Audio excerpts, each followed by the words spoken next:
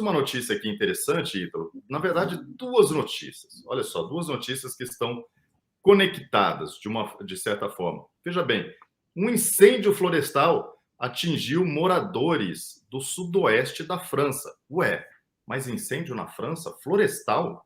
Que mal tem floresta na França, mas teve um incêndio florestal. Vejam bem, eu vou ler rapidamente aqui. Um incêndio florestal avança pela região de Gironde, no sudoeste da França, desde ontem, quarta-feira, até hoje, quinta-feira, ainda não conseguiram apagar o incêndio. No caminho do fogo, casas foram destruídas e 10 mil moradores abandonaram suas habitações. Cerca de 6 mil hectares de floresta já queimaram, tá? De acordo com a rede de televisão France 24, mais de 500 bombeiros tentam controlar o incêndio florestal. O verão na França, bem como no restante da Europa, tem gerado sucessivas ondas de calor e uma das piores secas já registradas. No município francês de Hostens, os policiais bateram de porta em porta pedindo que os moradores deixassem o local. A Camille Delay, de 30 anos, partiu com o parceiro e o filho, levando 2 gatos, galinhas e documentos do seguro de casa. Pobres franceses que estão enfrentando incêndio florestal. Nós vamos ligar isso com outro assunto, as palavras de Paulo Guedes. Veja só, quando se falam, a mídia, a velha mídia fala de incêndio florestal na França, você pensa assim, né? Amazônia, você pensa Cerrado, Mata Atlântica. Não, a floresta deles tem casa, para começar, né? É tão floresta que tem casa. Os moradores estão fugindo porque tem casa na floresta, e 10 mil casas já estão no caminho do fogo. Então, são florestas muito menores do que as encontradas no Brasil, para começar. O território francês, que tem algo em torno de 700 mil quilômetros quadrados, é maior do que o estado de Minas Gerais, do Brasil, né? Mas é menor do que o estado do Mato Grosso, por exemplo, que tem 1 milhão de quilômetros quadrados. Então, esse é o maior país da Europa Ocidental, né? É o maior território. E o incêndio na floresta da França tem casa no meio. Agora, mais importante do que isso, foram as palavras de Paulo Guedes, o que ele falou e gerou polêmica. Ele falou assim para a França: vocês estão ficando irrelevantes para nós. Essas foram as palavras de Paulo Guedes. Na noite de terça-feira, o ministro da Economia, Paulo Guedes, participou de um evento da Associação Brasileira de Bares e Restaurantes em Brasília. Ao comentar uma conversa que teve com o ministro francês, Guedes disse que foi acusado de queimar a Amazônia. Abre aspas. Essas foram as palavras de Guedes. Uma vez o ministro da França falou: você está queimando a floresta. E eu falei: e você está queimando Notre Dame. Que acusação idiota.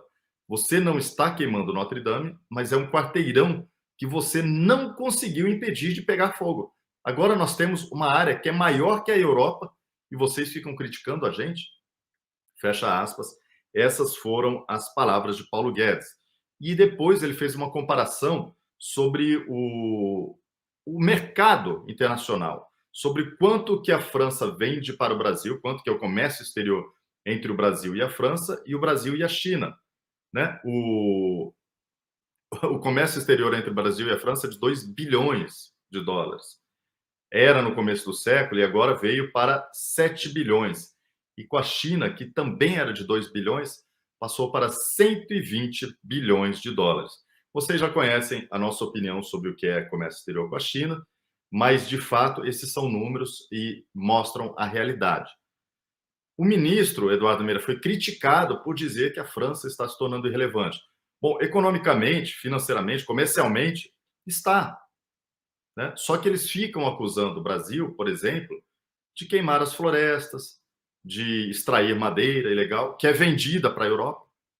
A madeira extraída ilegalmente no Brasil é vendida para a Europa, para os Estados Unidos, para o Japão, para a própria China.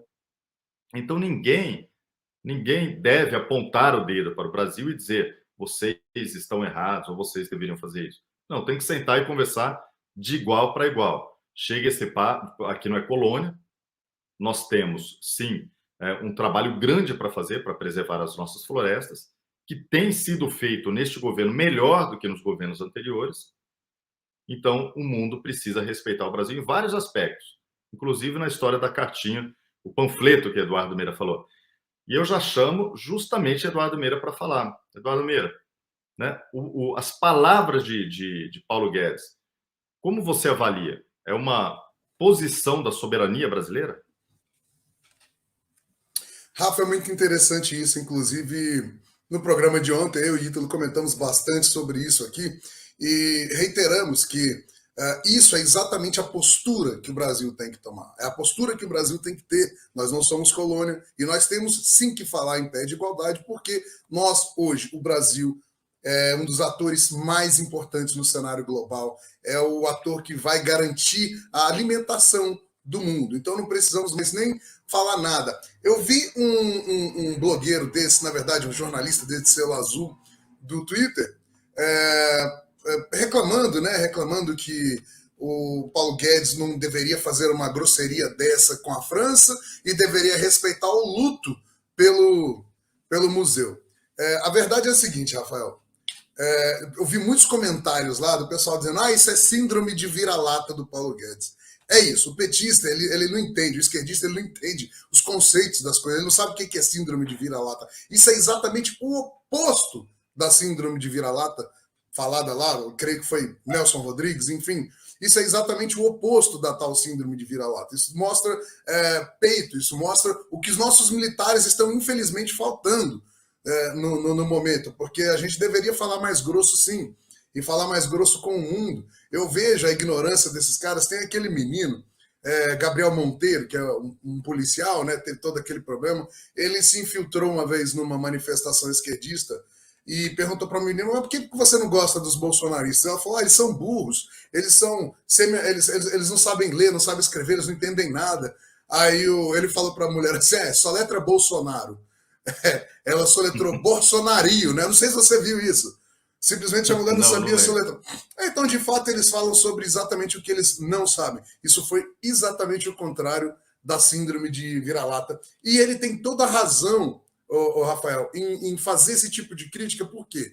Porque vamos voltar aqui a ser renitentes, chatos, em falar sobre Greta Thunberg e Leonardo DiCaprio, que são justamente os grandes símbolos aí, europeus e americanos, símbolos dessa geraçãozinha que quer apontar o dedo para o Brasil. A Europa está em chamas. Né? Não podemos esquecer, Rafael, que em 2017 esse fogo matou mais de 50 portugueses lá em Portugal. Né? Eles chamam de fogo de sexta geração.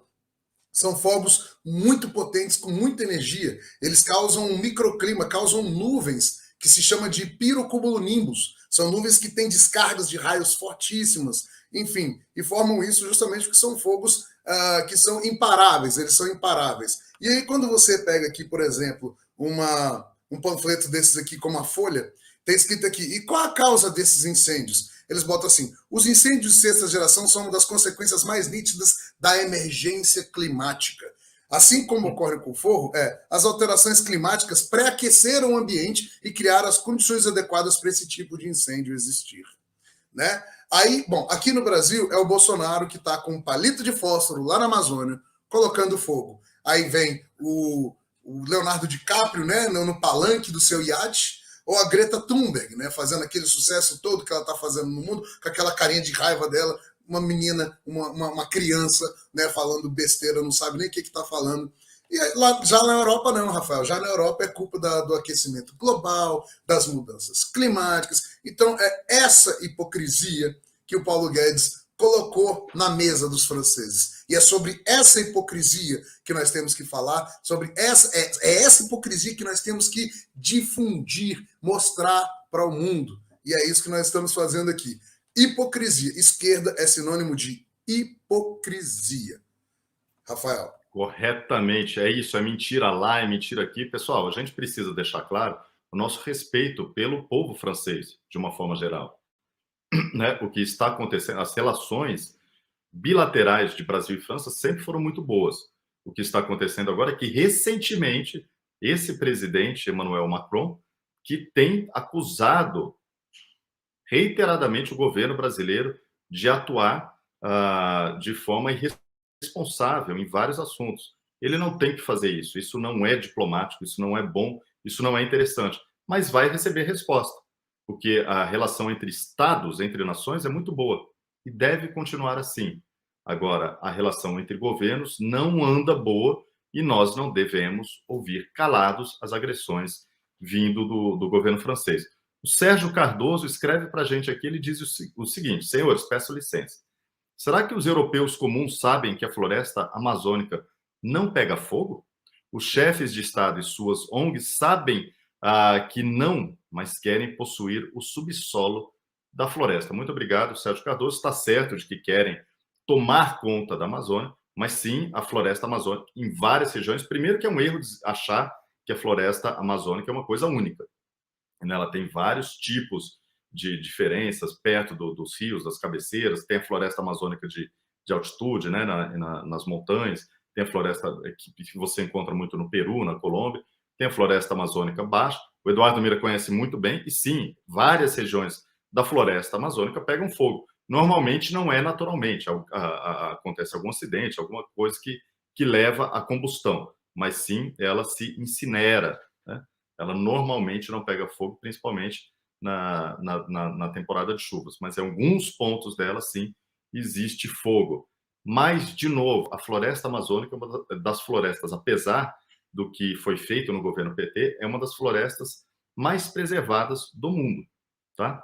Ítalo, seu comentário sobre, de novo, Paulo Guedes, pode ser resumidamente que vocês já abordaram esse assunto aqui ontem. Só destacar o que o Meira disse, né? Perfeito, é a boa e velha hipocrisia, né? O Paulo Guedes, ele conseguiu. O Paulo Guedes é muito hábil com as palavras, né? Eu vou dizer uma coisa para vocês: que em 2018, quando eu fiquei sabendo que ia ter um economista, tá, no Ministério no Ministério da Economia, né? Assim, bom, muito bem, vai ser um ministério técnico, mas será que esse cara vai ter o traquejo político, né, para lidar com essas situações? E parece que, né? Parece não, né? Esses 4 anos provaram que sim, que o Paulo Guedes sabe muito bem enfrentar esses ataques políticos, se desvencilhar disso, né, e demonstrar que o que ele está fazendo tem razão, né? Então, só moção de aplausos aqui a esse posicionamento aí do Paulo Guedes. Como já disseram aqui, né, eles querem o subsolo da Amazônia, não só, eles querem também nossa riqueza biológica da Amazônia também. Nós temos fauna e flora lá que é muito interessante para eles. Tem coisa ali que a gente não descobriu ainda, que podem ter substâncias aí que podem gerar medicamentos, etc., né? Como já aconteceu, vários medicamentos aí que foram patenteados por indústrias alemãs, indústrias provavelmente francesas, e outras indústrias aí que, na verdade, vieram de contrabando de fauna e flora brasileiras, né? Então, eles querem, na verdade, eles querem guardar a Amazônia para eles, né? Dizer assim, não explora você não, deixa que eu exploro para você, porque é desperdício deixar para esses brasileiros aí, né? Vamos pegar para gente, né? Mas mas eles pintam, né? Como faz a esquerda de maneira geral, né? Eles pintam o interesse deles como se fosse o interesse coletivo, como se ele fosse tudo que interessa para o coletivo, né? Então, então eles fazem dessa maneira, usam todo mundo de escudo humano. Essa é a realidade, né? Então, mas moção de aplausos aí ao Paulo Guedes por escancarar mais esta hipocrisia. Vamos lá, Rafael.